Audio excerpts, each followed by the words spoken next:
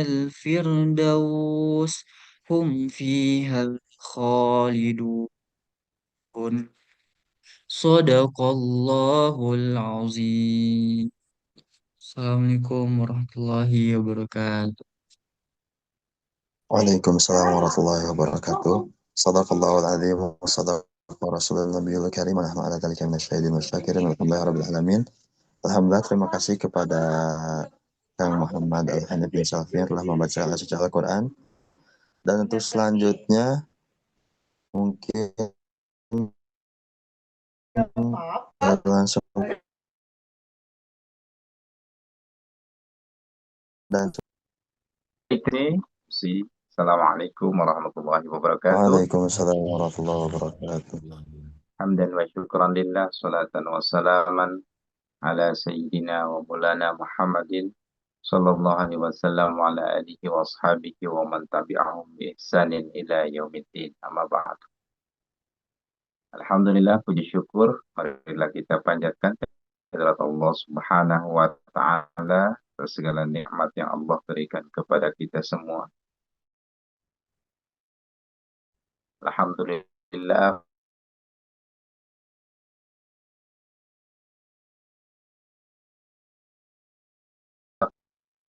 pada bulan sebulan Abdus Salam. Salawat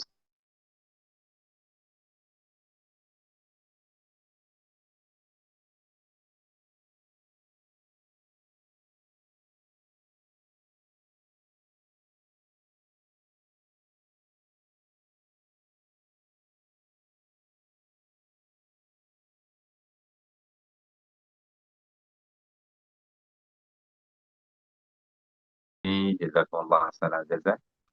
Para guru besar, terima kasih. Para kiai, para asatidz di sini yang biasa bergabung ya setiap minggunya.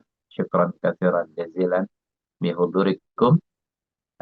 Ada beberapa dosen juga. Terima kasih Pak Sekrodi, Pak Dr. Agus Fakhrudin, dan teman-teman, juga adik-adikku sekalian.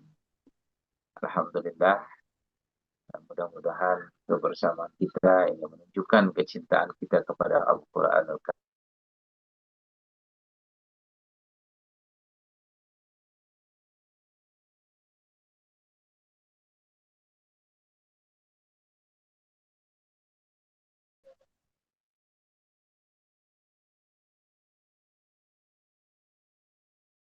Insya Allah kita sebagai para pendidik atau ahli bidang pendidikan Islam. Langsung saja kita simak ya kajian materian dari guru kita semua, PNJ Dr. Ahmad Salam. Dan seperti biasa barangkali ada pertanyaan akan dibuka di sesi jawab.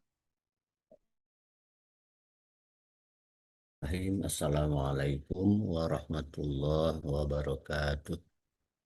Waalaikumsalam. Alhamdulillah alladzi la na'budu illa iyyah wa la nasta'inu illa bih. Ahmaduhu subhanahu wa huwa rabbun la rabba siwah. Wassalatu wassalamu ala rasulillah sayyidina Muhammadin wa ala alihi wa ashabihi wa man tabi'ahu.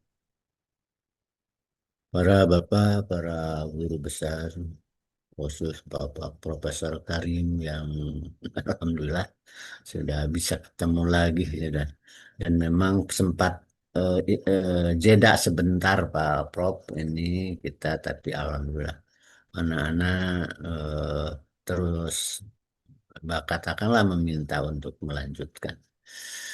Alhamdulillah, mudah-mudahan merupakan wujud dari karunia dan rahmat Allah. Kita diberi kesempatan untuk selalu bertemu, dan pertemuan kita insya Allah hanya berupaya mengangkat pesan-pesan terindah daripadanya Al-Quran. Tentu saja dengan segala keterbatasan yang kita miliki. Sebab betapapun hebat seseorang, tak di hadapan Al-Quran tetap ada keterbatasan. Sebab Al-Quran memiliki makna-makna yang hampir tak terhingga gitu ya. Makna-makna yang selalu siap hadir di setiap perkembangan kehidupan. eh kita lanjutkan kajian kali ini dengan, oh maaf, hostnya belum, eh,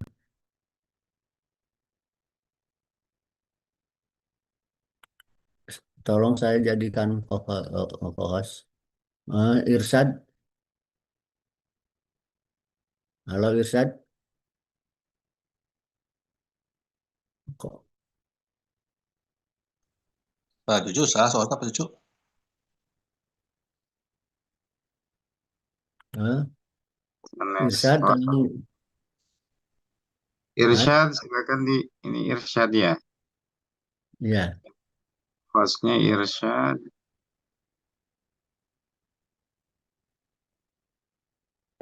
sabar sambil menunggu, mudah-mudahan tidak lama.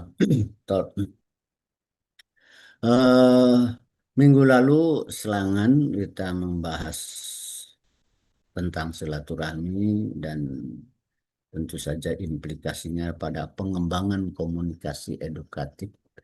Sekarang kita melanjutkan hancak yang diminta dari Prodi untuk menurunkan konsep-konsep atau mengembangkan konsep pendidikan propedeutik dengan mengkaji sejarah para nabi dan para rasul. Jadi berurutan. Baru Nabi Adam, kemudian hari ini eh, Nabi Nuh, dan Nabi Nuh keempat kalinya. Mohon ini eh, belum Irsyad, Irsyadnya ada ini di sininya, tapi gimana ya? Kalau saya buka Sudah sini dulu. dihubungi tapi belum nyambung pakai. Menuju di jalan ketika teteh menuju dengan menuju di jalan ketika Kenapa Kiai kalau Ya, di lantas kenapa? oh mangga mangga. Oh Pak Usuf mohon dah, Pak Usuf mohon.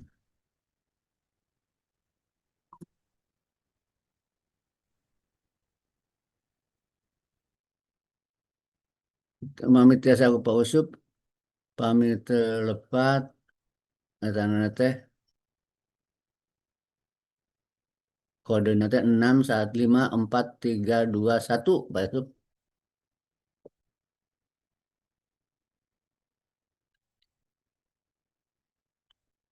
Belum Pak Kiai tapi tos diklaim hostku Irsan maju dibuka kelak kedap. Oh,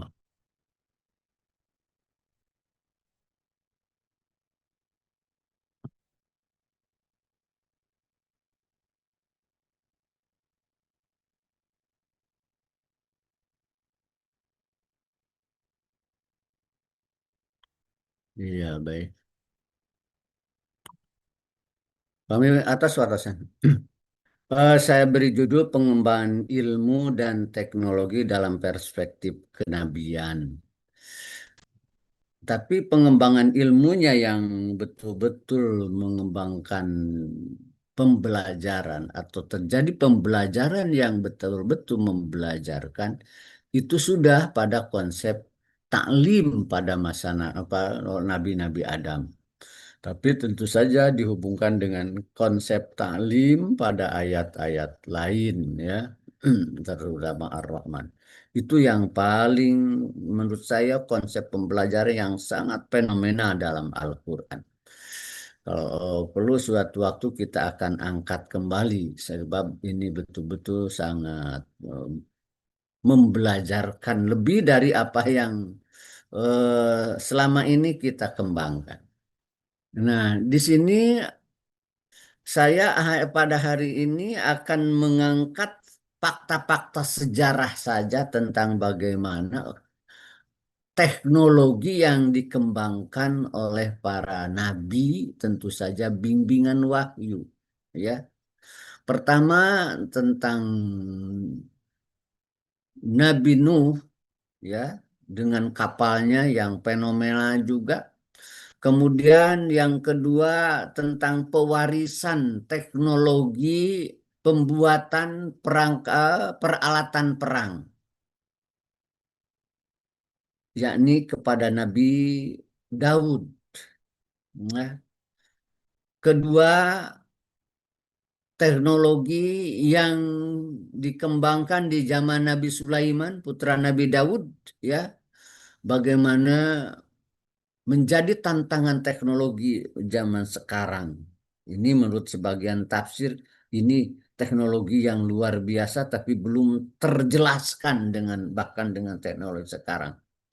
Nah, itu tiga tiga apa tiga peristiwa itu. Kemudian dari teknologi-teknologi yang mereka kembangkan dibandingkan dengan teknologi oleh orang-orang yang menentangnya. Nah, eh, di sini akan kita kontraskan. Ini yang dikembangkan oleh Nabi, bagaimana sifatnya, dan ini yang teknologi yang dikembangkan oleh orang-orang para penentangnya. Ad, Samud, Fir'aun, dan lain-lain. Nah, itu. Nah, berdasar ayat-ayat tadi ya, wahyu sebagai pondasi epistemologi teknologi, ya. Quran surat Hud 37 sampai 40 menjelaskan kisah pembuatan kapal Nabimu bukan sekedar narasi sejarah, tetapi prototipe pengembangan ilmu dan teknologi berbasis wahyu, ya. Kayak Widi Teknologi dalam atas tiasa perspektif panggung Nabi bagi atas ngawit tiasa berarti dicabi panginten.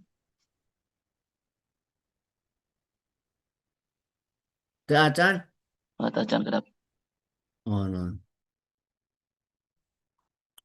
Nah, teknologi dalam perspektif kenabian bukan hasil akal yang otonom semata, tetapi akal yang dituntun wahyu.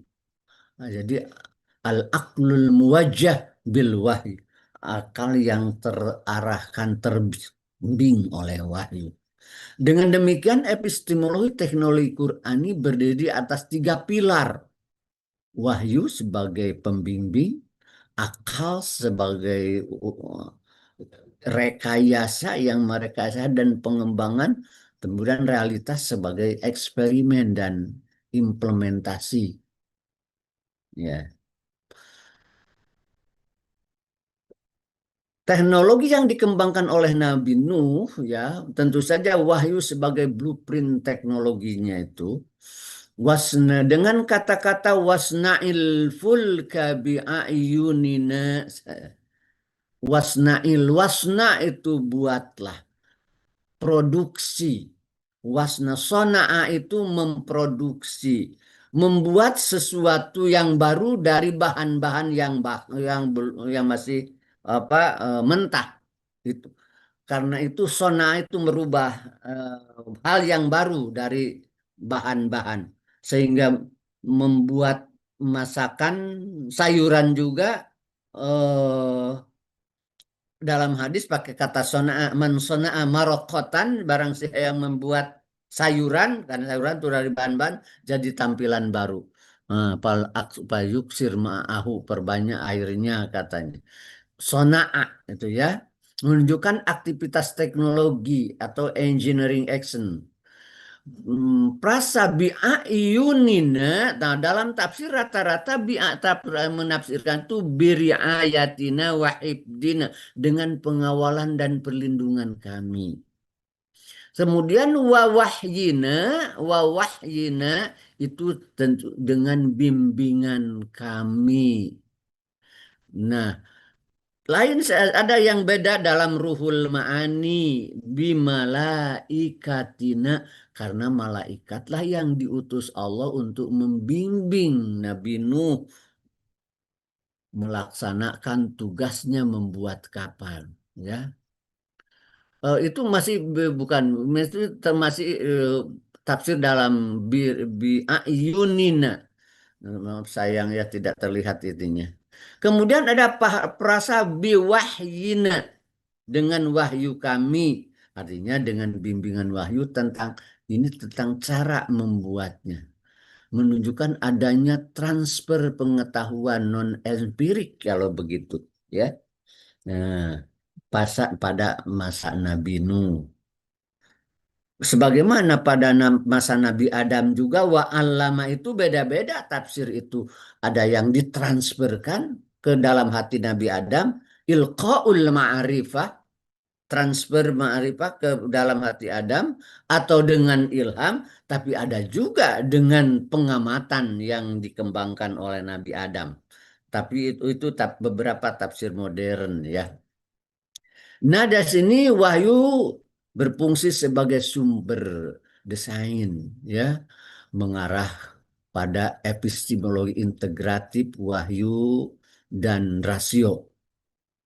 Kedua, berbasis nilai dan tidak netral secara moral. Ketiga, pembuatannya mempunyai tujuan pembelaan dan penyelamatan. Nah, ini misi-misi atau dasar-dasar wahyu yang diturunkan, dibimbingkan kepada Nabi Nuh dalam pembuatan kapal. Tidak Atau gimana dijelaskan atas masa atas dasar eh, Alhamdulillah.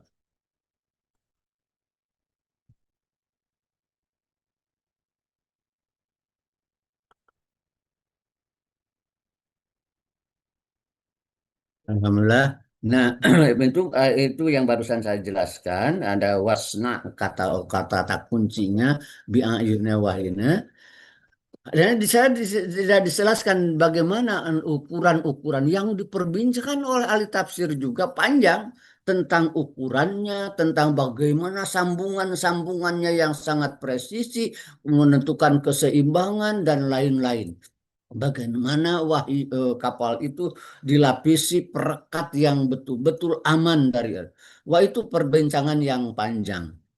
Tapi akhirnya dijelaskan itu hasil, ya, tentu saja bimbingan wahyu, ada yang juga hasil pengalaman pengamatan dan uji coba Nabi Nuh, karena dibuatnya kapal ini cukup lama.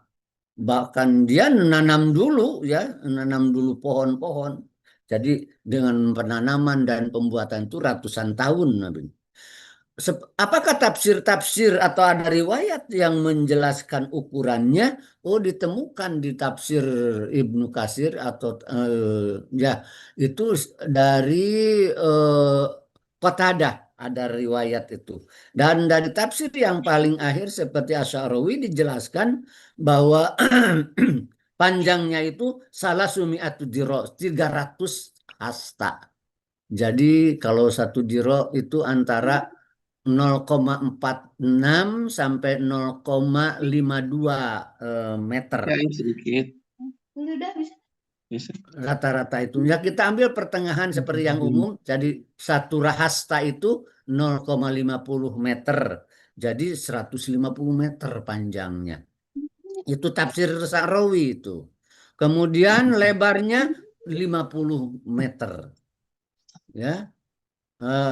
Bukan. Khamsina dira'an, 50 hasta, jadi 25 meter. Kemudian tingginya salasina dira'an, 30 hasta, jadi 15 meter. Itu di tafsir paling akhir, ya, tafsir As-Sa'rawi. Ada beda-beda dari tafsir, tapi rata-rata panjangnya itu tidak kurang dari 100, tidak kurang 100 meter, perbedaan-perbedaan itu. Nah, itu kapal yang diciptakan melalui wahyu yang dibimbingkan kepada Nabi. Kemudian teknologi, ada, saya beri judul pewarisan teknologi. Wa 'allamnahu san'ata labusil lakum. Wa 'allamna, kami belajarkan Daud son'ata labusin, memproduksi baju besi. Son'ahnya, produksinya, ya. Dia jadi memproduksi atau, ya, membuat baju lakum bagi kamu, tapi ini lakumnya yang diajarinya Nabi Nabi Daud, tapi lakumnya ini kepada umat Nabi Muhammad. Nah ini jarak luar biasa. Buktinya sinakum, supaya sonah itu, cara memproduksi itu menjaga kamu. Sedikit. Nah, ini nampaknya bagus dipahami ini supaya betul-betul ini adalah ayat tentang pewarisan teknologi, bukan semata mengajarkan membuat baju besi kepada Nabi Nuh, kepada Nabi Daud. Nah, tuh sina itu kan muannas, yang kembalinya tuh kepada sonahnya. Nah, itulah supaya bisa ditransferkan. Oh, jadi supaya cara produksi itu bisa menjagamu kepada umat Tuhan min ba'sikum, dari serangan musuhmu. Oh, jadi ini yang diajarinya Nabi Daud, tapi kemudian yang menjadi sasaran untuk menggunakan produksi itu adalah umat Nabi Muhammad. Oh, jelas ini ada pewarisan, ya.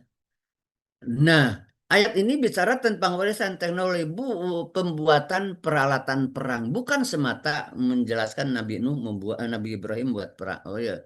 Son atalabus, pembuatan produksi baju besi.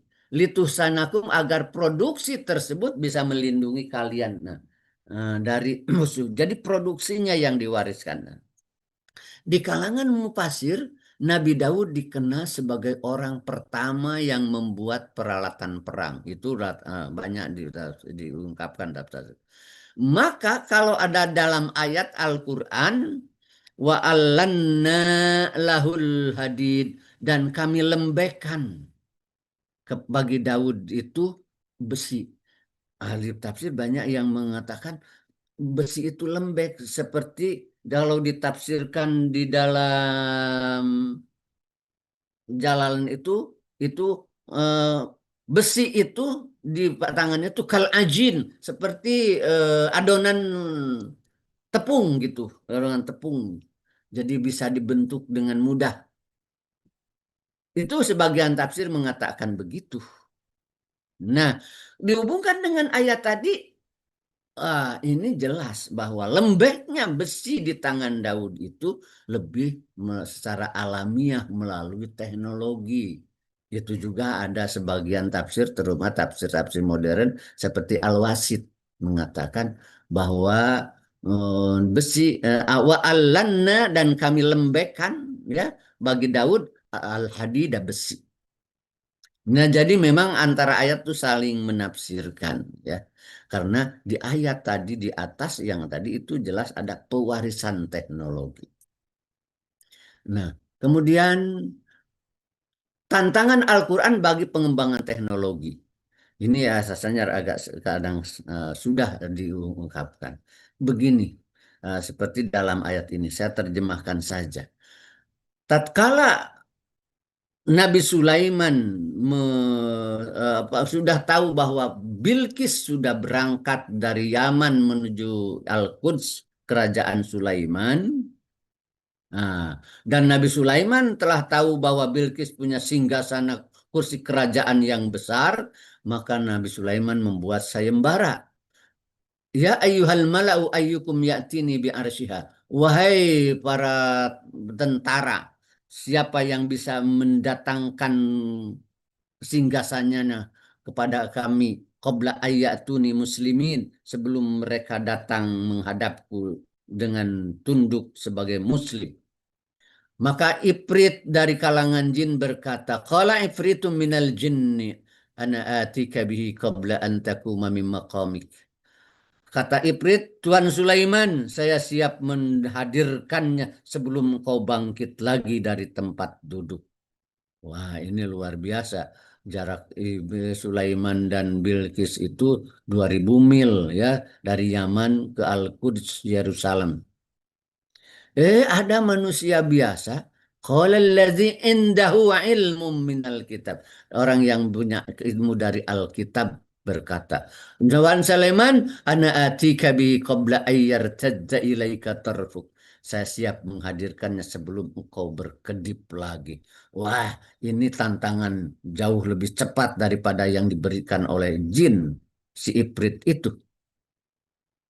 Nah, apakah berhasil? Oh, sebegitu tidak lama tentu saja. Falamma ra'ahu mustaqirran indah. Tatkala ia melihat hadir ke singgasana di dekatnya, nah betul-betul berhasil dia. Nah, dia berkata, Hadza min fadli Rabbi, ini dari karunia Rabbku. Si ini namanya kata ahli tafsir Asib bin Barhoya, ya, Asib bin Barhoya. Yang dipertanyakan di sini, teknologi apa ini? Pernah saya tanyakan kepada seorang guru besar waktu menjadi tim perbaikan tafsir terjemah Kemenag, bahwa ini melalui teknologi katanya, bukan secara batin katanya, ilmu gaib katanya.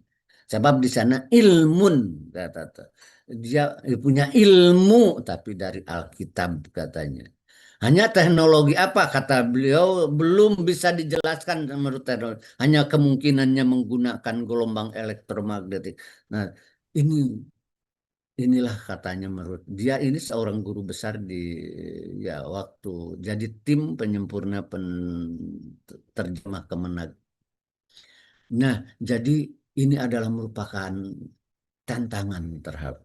Bayangkan dari jarak 2000 mil hanya per detik. Bisa saja ini harfiah, betul-betul artinya sebelum kau berkedip lagi, atau juga majaz sebagai syarat betapa cepatnya. Nah, hanya jelas yang dipertanyakan ini apa betul-betul menggunakan teknologi, dan ini bukan fiktif. Maka hadisan yuftaro di ayat lain. Ini kisah-kisah ini bukan cerita-cerita yang dibuat-buat. Ini ada teknologi yang Allah bimbingkan kepada para nabi dan tentu saja para pengikutnya. Nah, kalau kita mengamati dalam Al-Quran, ya, Allah selalu menghubungkan kehancuran umat terdahulu dikaitkan dengan ilmu dan teknologi. Umat-umat terdahulu yang muncul dan dihancur itu selalu ditonjolkannya adalah teknologinya. Coba ini dalam surat ini. Al-Fajr. Alam taro kaifa fa'ala rabbuka bi'adin. Muhammad, tidakkah kamu mengamati bagaimana Robmu berbuat kepada kaum Ad, menindak kaum Ad, Iromadatil Iram, yaitu kaum Irod yang punya bangunan-bangunan tinggi, allati lam yukhlaq misluha fil bilad, yang belum dibuat semacamnya di negeri lain. Wah, ini diangkat dengan menonjolkan teknologi. Satu itu kaum Ad. Bagaimana kaum Ad dihukum nanti pada berikutnya. Wasamud alladzina jabus sahra, dan apakah kamu tidak mengamati bagaimana kaum Samud yang memotong-motong batu besar di Wadi dijadikan rumah-rumah. Tattakhiduna min suhuliha di ayat lain, kamu membuatnya di tanah-tanah yang datarnya bangunan-bangunan yang besar dan megah. Watanhitunal jibala buyuta, dan kamu memahat gunung-gunung jadi rumah. Itu kaum Samud yang disiksa dengan geledek yang luar biasa.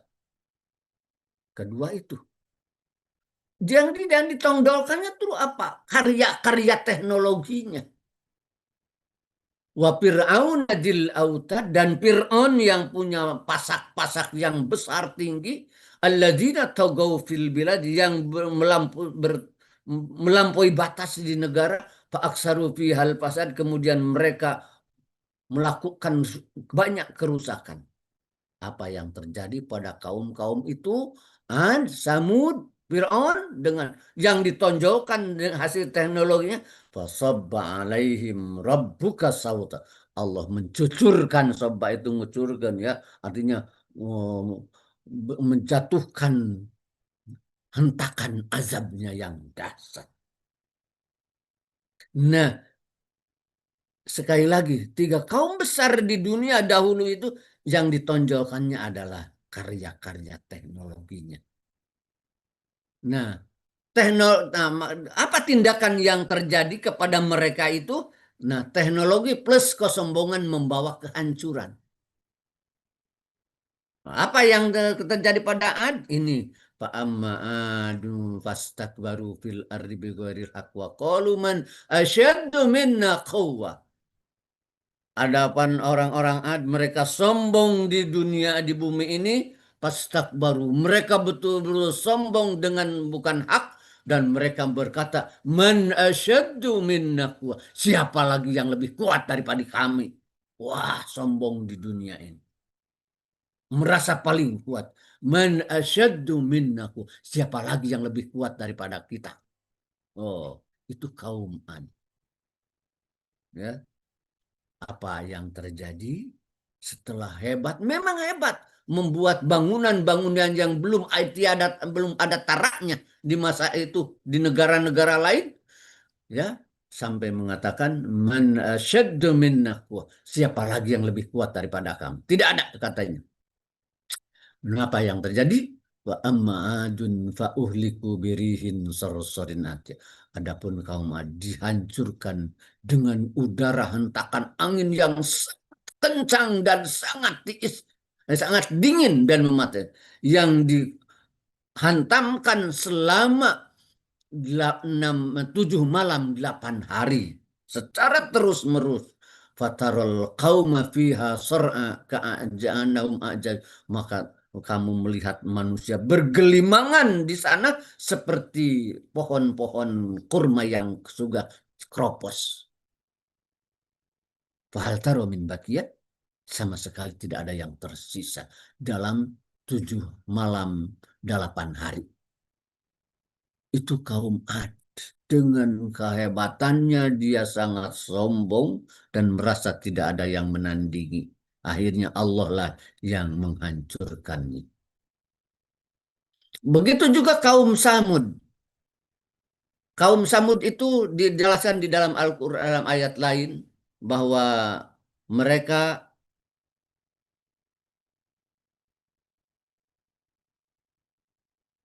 begitu keras menolak petunjuk. Fa'astahabbul ama 'alal huda. Mereka betul malah secara terang-terangan memilih kesesatan dan membunuh sapi yang ditekankan oleh Nabi Soleh untuk dijaga. Akhirnya apa? Fa amma samudu fa uhliku bittagiyah. Di Al-Haqqa itu adapun orang Samud dihancurkan dengan geledek yang dahsyat, meluluh lantakkan, menghancurkan dan mematikan. Apa yang terjadi pada Fir'aun? Puncaknya, pengakuannya apa? Ah, kesombongannya yang melampaui batas, dia mengatakan ana rabbukumul a'la, saya Tuhanmu yang maha tinggi.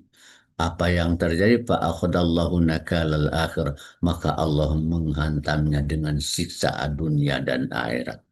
Apa siksa di dunianya? Dia mengumumkan bahwa dirinya Tuhan, tapi Allah patahkan sama sekali, dan dia dipaksa mengatakan dia betul-betul beriman. Wajawajnya ayatnya wajawajna bi bani Israil al-bahr, kami lewatkan Bani Israel melewat laut di faat bahum fir'aun junun, Nabi Musa masuk ke itu ke laut itu. Setelah kita tahu waktu itu Nabi Musa terseret di pinggir laut dan kaum-kaumnya minta apa yang harus kita lakukan, kata Nabi Musa, Allah akan membimbing kita. Idrib bi asokal bahro, Musa pukulkan tongkat itu ke laut. Fan falako, maka belahlah laut itu. Wa kana kullu firkin kattaudil adim. Setiap bagian itu, dua sisi laut itu kattaudil adim. Seperti apa, dinding yang menjulang tinggi. Air itu. Nah, maka Nabi Musa masuk ke dalam itu, fa'at ba'ahum fir'aun wa junuduh, maka Allah mengikutkan Fir'aun mengikuti mereka, wa'ad hatta idza adrakahul gharq, akhirnya Fir'aun mati. Ya, Nabi Musa dan kaumnya selamat. Oleh Al-Quran diumumkan betapa Fir'aun betul-betul menyerah, berbalik dari pengakuan sebagai ana rabbukum. Akhirnya dia mengatakan amantu annahu la ilaha illallazi amanat bihi banu Israel. Sekarang saya iman, ya, bahwa tiada Tuhan selain Tuhan yang diimani oleh Bani Israel. Wa ana minal muslimin, dan saya termasuk orang yang berserah. Itu Fir'aun taubat, tapi tobatnya tidak diterima karena sudah apa, ya, menjelang kematian. Itu sakratul maut, udah sakar. Nah, bagaimana orang yang mengatakan Tuhan dibalikan oleh Al-Qur'an, oleh Allah, diungkapkan, ya, pernyataannya yang betul-betul bertentangan dengan kesombongan. Nah, ini cerita-cerita ini adalah fakta-fakta yang membuktikan dengan keberhasilan umat-umat dahulu, dengan teknologinya, dengan kekuasaannya, dengan ilmunya, dibalikan oleh Allah. Dengan ilmu saja kesombongan. Tahu kita Korun, kata Korun, Korun itu kaya luar biasa dan dia sangat sombong. Ditanya oleh kaumnya, ditegur oleh kaumnya, ya Korun, la tafrah. Korun jangan sombong begitu. Apa jawab dia? Nah, ini jawabnya pada ayat keempat. Qala innama utituhu ala ilmin ilm.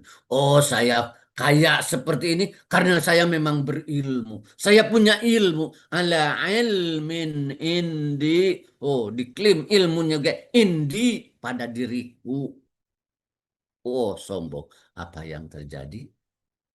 Kata pada ayat berikutnya, fakhasafna bihi wa bidarihil ardo, pamakana lahu min fiatin yansuru. Maka kami amblaskan dia dan kekayaannya ke dalam bumi, dan tidak ada sama sekali yang menolongnya.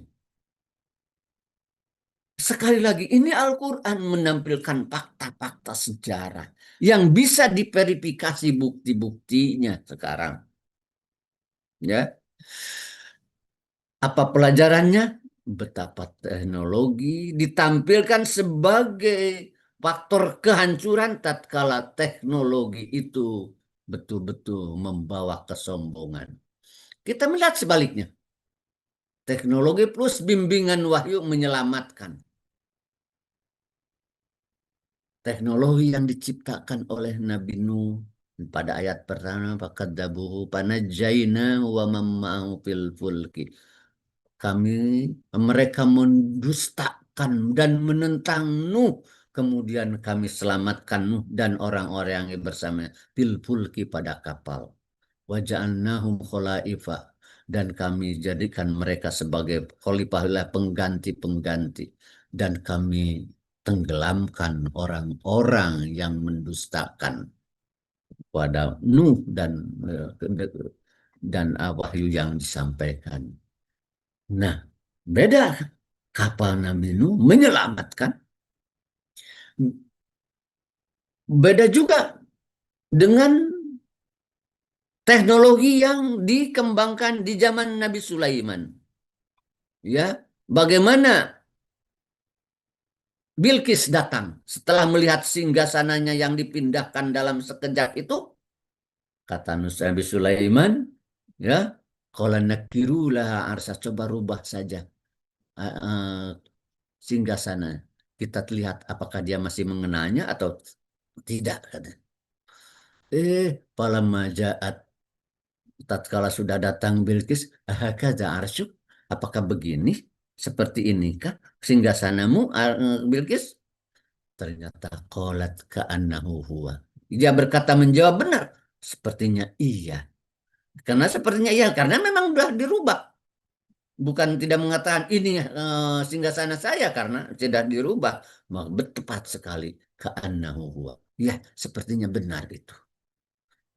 Wa utinal ilma min qabla. Saya sudah diberitahu min qabla sebelumnya tentang kehebatan, tentang kebesaran Tuhan. Wa kunna muslimin, dan kami muslim. Teknologi luar biasa mengimankan orang-orang non-muslim. Ya, itu teknologi di tangan muslim menyelamatkan, menyelamatkan akidah, mengimankan. Yang sangat populer dalam Al-Quran juga teknologi yang diciptakan melalui Zulkarnain. Nah, sering ini rasanya diungkapkan. Qalu ya Dzulkarnain inna Ya'juj wa Ma'juj mufsiduna fil ard.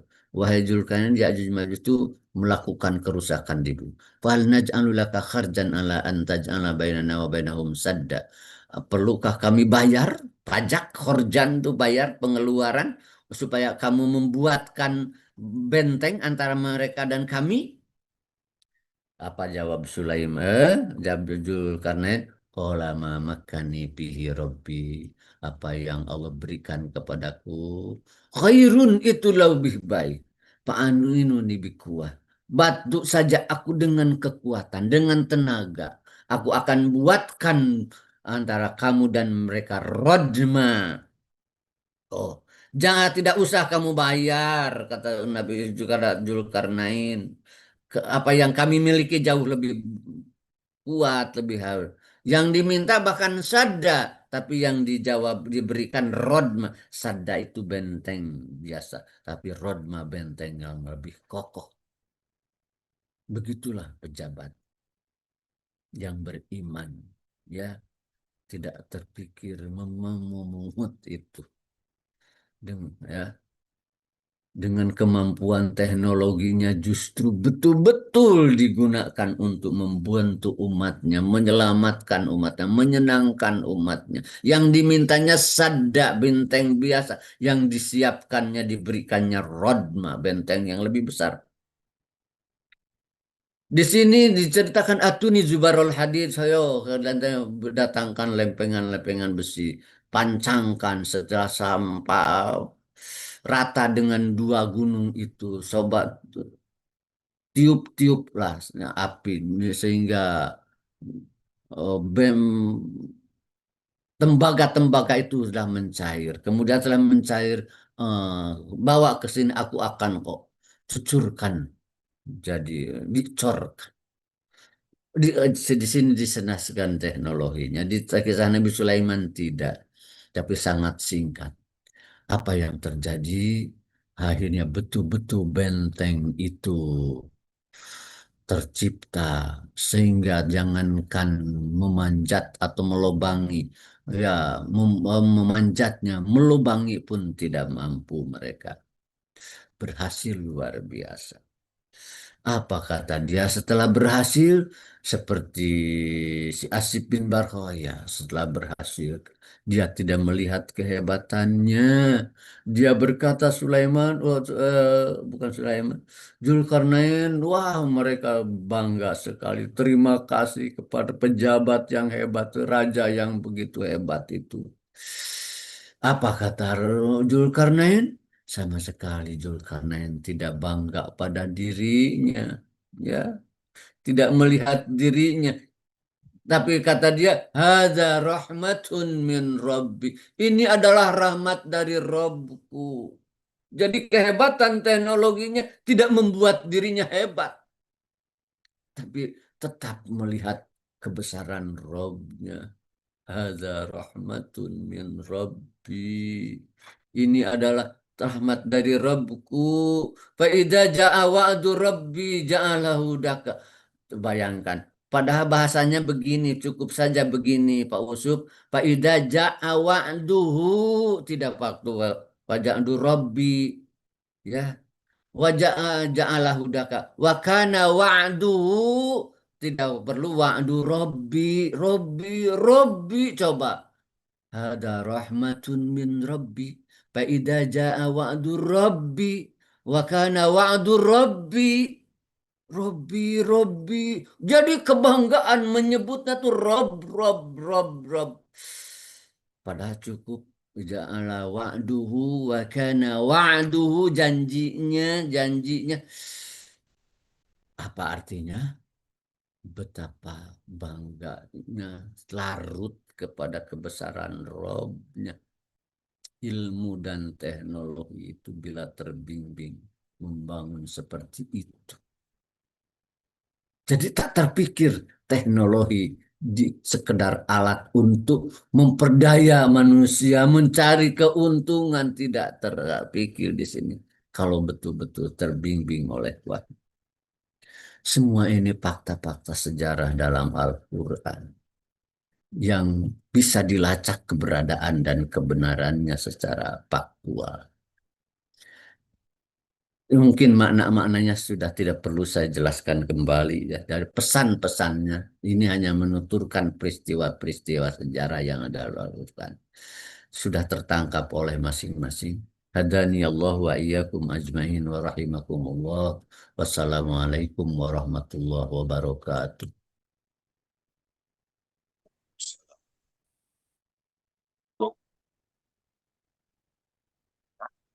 Mengapa?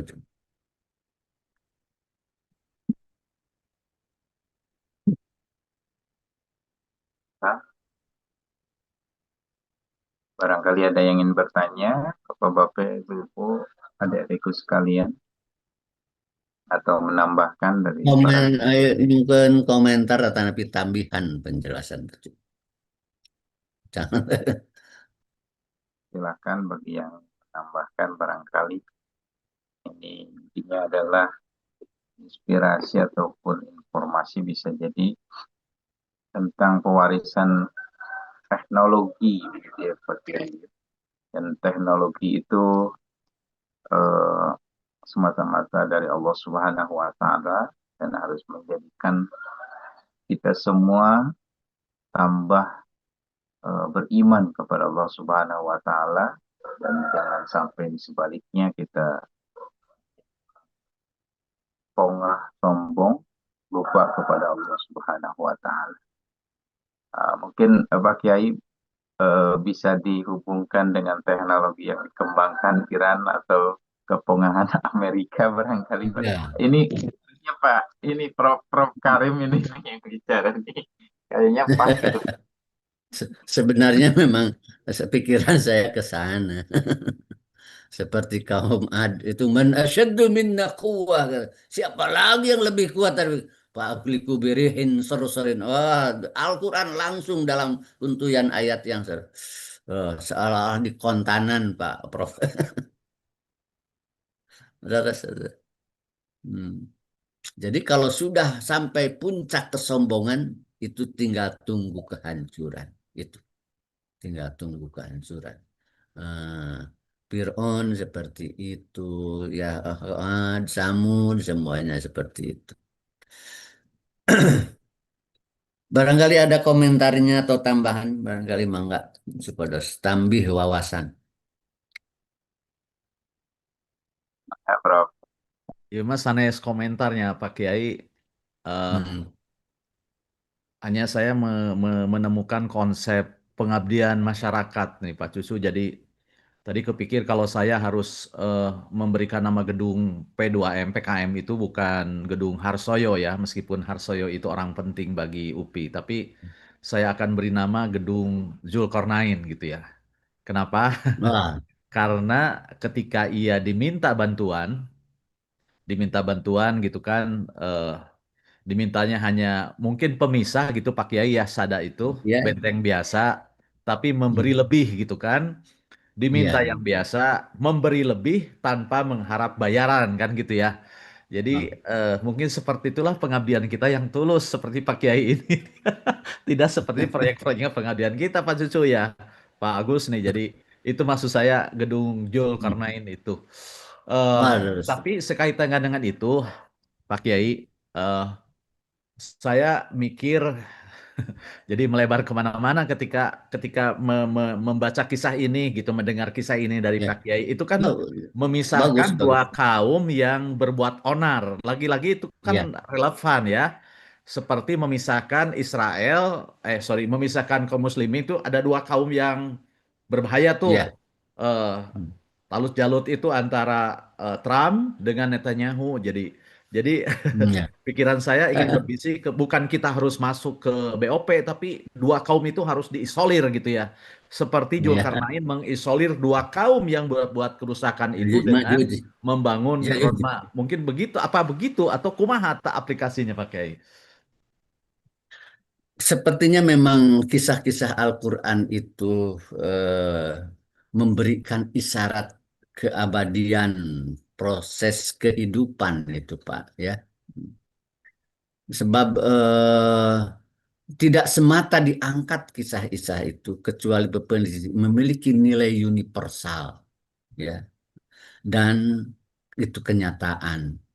Antara lain itu, ya, antara lain itu. Paling tidak karena prinsip karakternya itu dari si itu. Dua-dua umat itu memang ya Ma'juj itu gitu ya di dunia ini sepertinya, ya. Nah, perlu diisolasi gitu oleh kalau dulu oleh Zulkarnain. Mudah-mudahan saja Iran itu sebagai Zulkarnain gitu ya, yang isolasi. Tentu saja hakikatnya Allah yang mengendalikan secara keseluruhan dan total dan pasti gitu ya. Tapi kita justru layak belajar dari ayat-ayatnya ini, gitu. Menangkap pesan-pesan itu dari ayatnya, sehingga kita layak berharap. Tapi harapan kita bukan kepada Iran, tetap saja hanya kepada Allah. Ya, kita menceng lagi tatkala kita berharapnya kepada Iran. Ya, Iran itu hanya sekedar sebab, tapi tetap harapan kita lurus hanya kepada Allah. Dan semua Muslim harus begitu. Insya Allah, tatkala semua Muslim lurus berharap kepada Allah, itu Allah wujudkan. Hmm. Lantas, tapi sebaliknya kalau malah Muslim mendewakan Iran, oh, termenceng lagi juga, terseleo juga gitu ya. Terima kasih, Prof. Betul, saya dapat ya memahami seperti itu. Belum ada penunjukan dari nama. Permohon Pak Sucu. Mangga Pak Sucu. Nih, kompor dulu. Usup, bocor usup. Ya itu Pak Kiai. Mangga Pak Gus. Ini Pak Kiai, saya ingin mengaitkan antara kejadian-kejadian masa lalu yang diceritakan oleh Wahyu dengan implikasi terhadap kemajuan teknologi. Nah, salah satu yang membedakan antara mukjizat dengan iplek itu kan kalau mukjizat tidak terulang dua kali ya Pak Kiai ya. Nah, apakah ketika Allah menceritakan tentang kemajuan teknologi masa lalu itu untuk menunjukkan agar manusia tidak lepas dari wahyu, atau justru itu menunjukkan bahwa sebetulnya tidak semata-mata wahyu, tetapi justru Allah yang menunjukkan bahwa akal manusia itu juga bisa mengulang sejarah keajaiban itu, tapi dalam wujud yang lain. Misalnya ketika kisahnya Amrohah yang diserang dengan burung ababil itu kan, misalnya sekarang Iran mengeluarkan rudal ababil sijil itu kan, jadi seolah-olah ada pengulangan sejarah keajaiban masa lalu yang berbasis berbasis intervensi wahyu dalam mengajarkan teknologi, dengan saat ini di mana manusia dengan kekuatan akalnya justru bisa menghasilkan catatan yang sama.